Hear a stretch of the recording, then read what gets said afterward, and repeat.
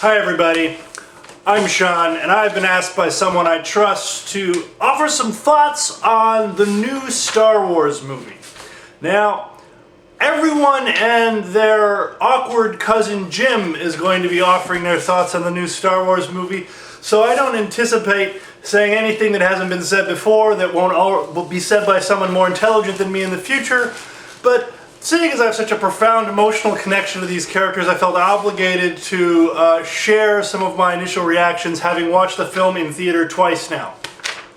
So, as any charitable interpreter will do, I'm going to offer a compliment sandwich to the creators of the new Star Wars movie.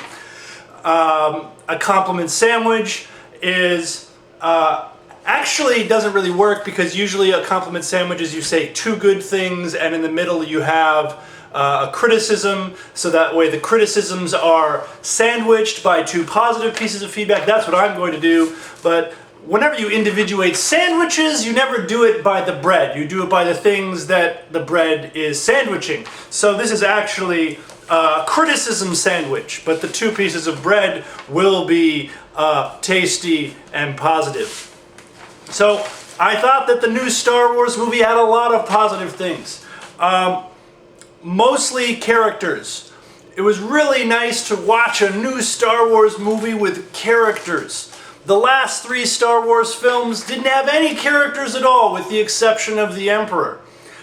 So I thought the new film had all kinds of interesting characters, and I really enjoyed watching them do the same things that the characters did in the original series. More on that in a minute. But Daisy Ridley as Rey was really just incredible. I found every moment that she was on the screen to be compelling. She was excellent. A lot of respect for the actress. She really delivered. And I thought that that was a consistent and energetic and powerful performance throughout. Even more so with Oscar Isaac's portrayal of Poe Dameron. I thought that character was excellent, and the only downfall was that he wasn't in the movie as much as he should have been. I thought that they could have done a better job of developing that character and making him work. His interactions with Finn at the start of the film were actually some of my favorite parts of the movie, and when he returns for the initial encounter between the Resistance and the First Order, he more or less just becomes another X-Wing pilot that we get to see talk for 3 seconds amidst aerial destruction. So I really love that character. I thought he could have been developed more. I hope that as the series progresses we see more of that character, because on just a raw level of thespianism, Oscar Isaac is probably the most talented actor in the film, and he did an amazing job. I thought Harrison Ford's reprisal of Han Solo was fabulous. He was more sage-like, more emotional, more empathic in general. He did a really good job of aging the character and making him softer, while retaining that sort of rascalish indifference. And I really enjoyed seeing him on the screen again. I would say that overall the characters in this film were excellent and on par with the original, and to some extent perhaps even superior in terms of just the raw quality of the actors that they're able to get now. The film was well filmed. It was faster paced than the original Star Wars, but that's to be expected from someone like J.J. Abrams. But it had good grit. It was well paced. And I enjoyed the film as a film. As a standalone film, it did very well. Now, all that being said, I thought there was some very serious problems with the film. I was much angrier at the film the first time I saw it. And I've softened a bit having seen it a second time, but some of my worries still stand. So, for example, this film was really nothing more than what's been called a soft reboot. It really offered nothing new. It was It was not a story that needed to be told. It was not an extension, really, of the plot of the original trilogy in any way. It was more or less a recycling of events that were so structurally isomorphic with the original Episode 4 that at times I was getting annoyed with the film when I watched it. We have a Force-sensitive misfit in the desert, finds a droid, hooks up with Han Solo, and has to take the information in the droid to the Resistance, or in order to thwart the efforts of the Empire or First Order or whatever. And they did this the whole way through. And they did it so much that even at one point they even thought it would be helpful to have Orange Yoda tell you that's what they were doing. This was maybe the most annoying part of the movie for me, when they they go meet Orange Yoda, and I don't remember what the character's name is. I don't care. She was Orange Yoda, and Orange Yoda says something profound about how, after being alive for so long, the cycle of conflict between good and evil keeps happening over and over and over again.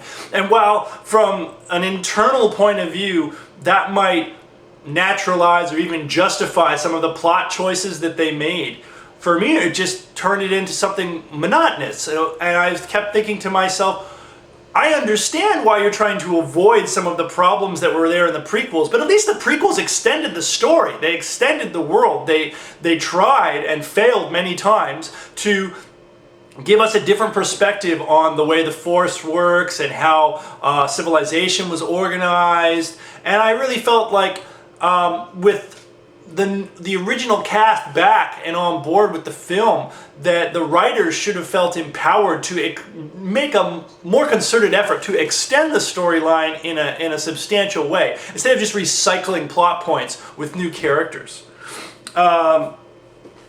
One thing that I thought was a problem for the film, and this might just be a personal point, I'm not sure if anyone else agrees, or whether it's actually a problem for the movie or just the movie violated my preferences, but there were no seasoned Force experts really present in the film. There was no Obi-Wan, there was no Darth Vader. All of the people in the film who had anything to do with the Force were noobs. They were all kind of struggling, they weren't really sure of themselves. There was no sagacious overseer with any real wisdom. And part of what makes Star Wars, for me at least, so amazing is that in every film of the original trilogy, you have someone who really understands the deeper truths, and then that person then plays a mentoring role to the new students. And so you have Obi-Wan Kenobi in A New Hope, you have Yoda in Return of the Jedi, and then by the end, Luke himself becomes more aware of the Force and able to kind of attempts to command the sort of gravitas that was embodied by the previous characters. Similarly, on the other side of the coin, you have Darth Vader playing the role of like the evil to the core, dark side wielding antagonist, and then as his character becomes more unstable through Jedi, and rather Empire and then into Jedi, you see the Emperor come in as another character who kind of embodies all these qualities of Force expertise. We didn't have any of that really in the new film, and I found that to be problematic for a number of reasons. The most specific of which was, they had an opportunity to do that. They totally could have cashed in on that possibility with the character of Leia, but they didn't. And that was a problem because it actually obfuscated the continuity between the new film and the original trilogy, because one of the main things that comes out in both Empire and Return of the Jedi is that Leia is also Force sensitive, and that Leia also has the potential to become a Jedi and is indeed supposed to become a Jedi. Yoda's last dying words were, "There is another Skywalker."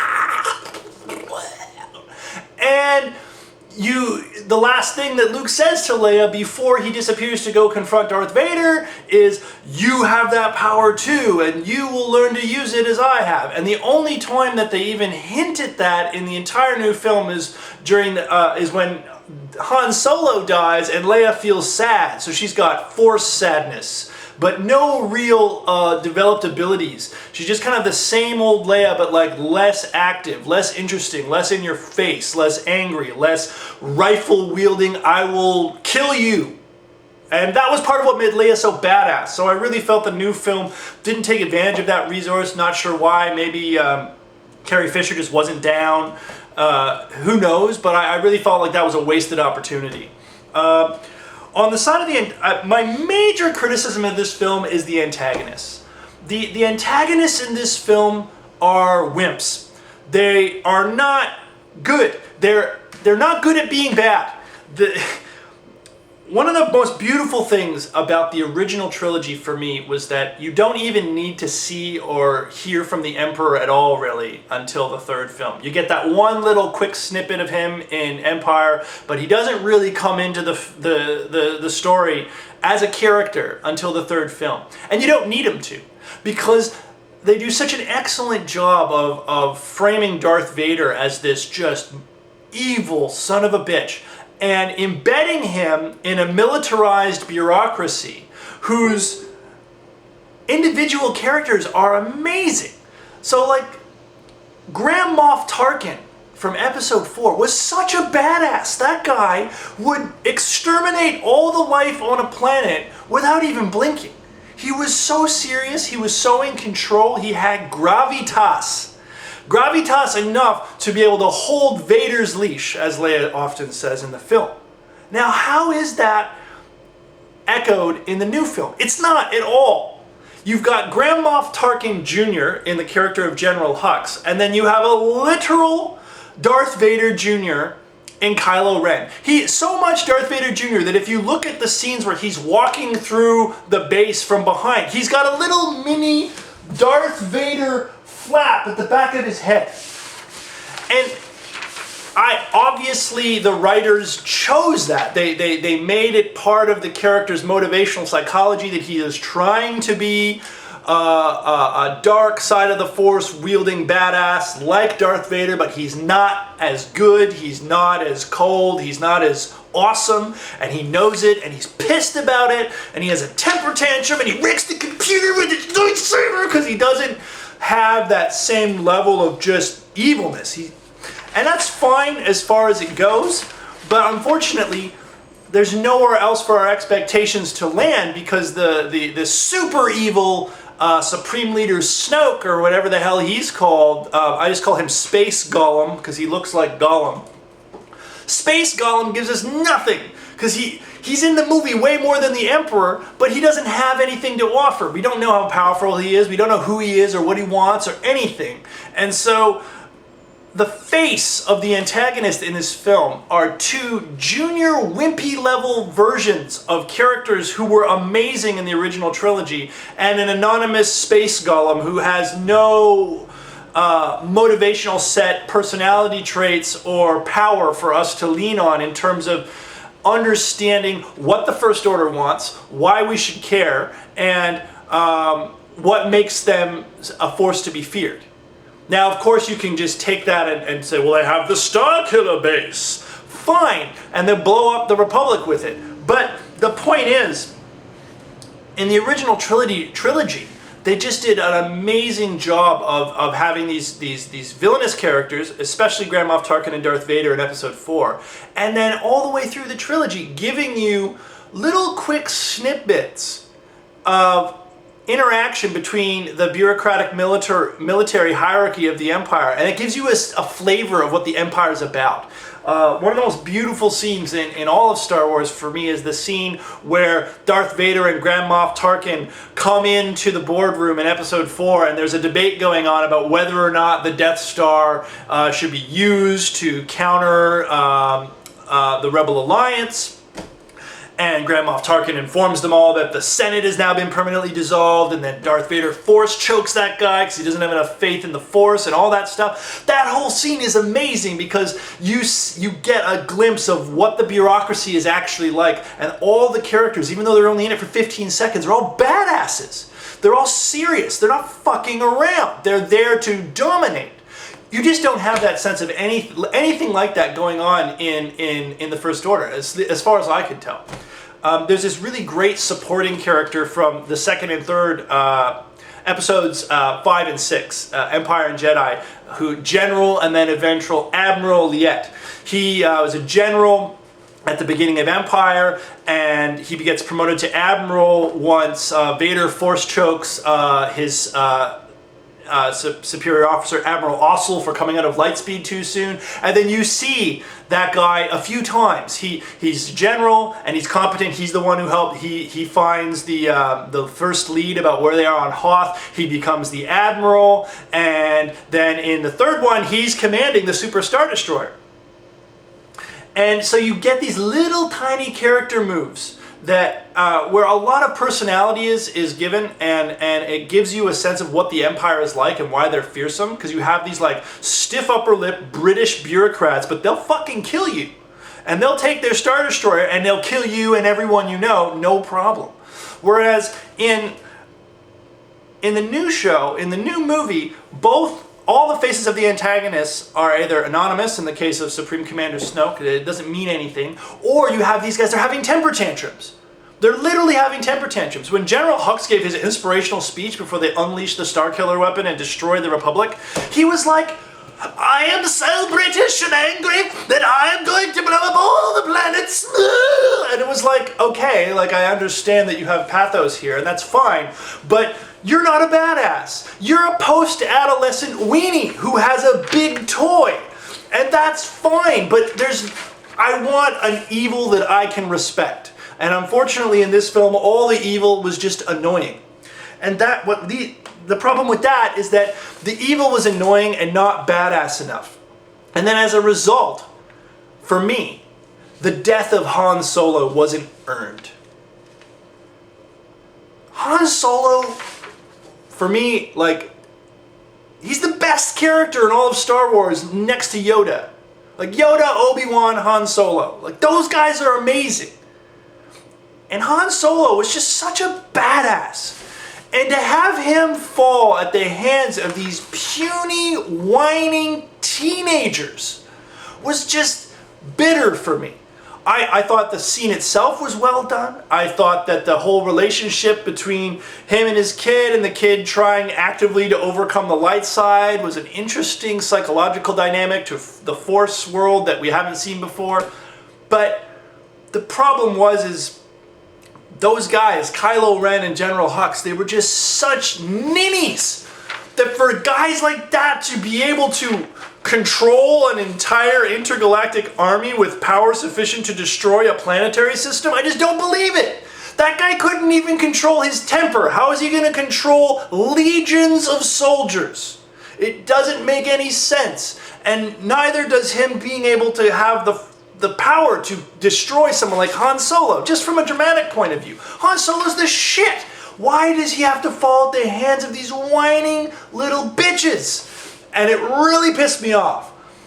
I got over it a little bit when I watched it the second time. I felt a little bit better about it, but something about it rankles. And as a result, I really felt like the major downfall of the film was that the motivations and just the evilness of the antagonists was not clear. It wasn't obvious. It was obvious that Kylo Ren had daddy and mommy issues. It was obvious that General Hux was really serious about his soldiers being trained properly. But it wasn't obvious that these guys were anything. Like, if you look at Grand Moff Tarkin and Darth Vader and the Emperor, like the Wu-Tang Clan, those guys ain't nothing to fuck with. Don't mess with those guys. They'll kill you. Whereas with these other guys, it's like they might kill you, but I don't respect them. I don't have any fear of them because they're not fearsome. They don't have gravitas. And while that might have been part of the design of the film, that we are lacking these central, wizened, mature characters on both the good and bad side of this conflict, I felt that it created a vacuum within which there was a lot of dead air and a lot of well, let's put a chase scene in instead. It's the Millennium Falcon, woo! And you just get a lot more of that to fill the space. And it worked because the characters themselves were good. But from a larger narrative point of view, the story lacked weight. Because the power vacuum of Luke Skywalker being gone, of Darth Vader being gone, they didn't put anyone else in there to fill that vacuum. And as a result, the story had less weight for me.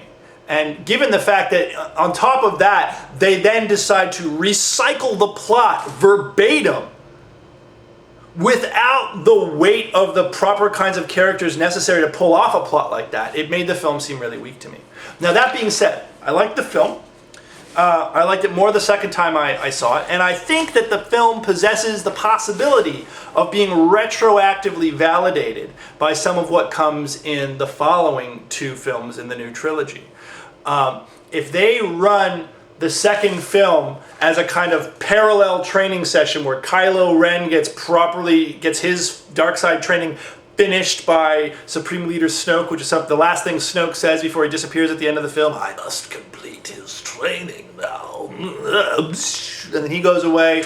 And then at the end you see Rey go to meet Luke, and now presumably they'll have a story. If you get sort of the backstory about how Kylo Ren became Kylo Ren and why exactly Luke left, because the explanation given by Han Solo is frankly a little bit weak. If you get that story, I think there's a lot of potential for the first film to be contextualized in a way that will naturalize some of its plot choices, or lack of plot choices for that matter. And so I'm anticipating the new films for that reason. But overall, I would say the film really failed to make the antagonist compelling in a way that the previous films managed, and as a result, I thought that the major plot twist of them killing off Han Solo seemed forced and seemed lacked justification, given that the characters who were responsible for bringing that about, to me, just weren't fearsome or interesting, really, at all. And that made the film suffer. That being said, I thought the film was very good. It was a hell of a lot better than any of the prequels, and I'm looking forward to seeing what happens next.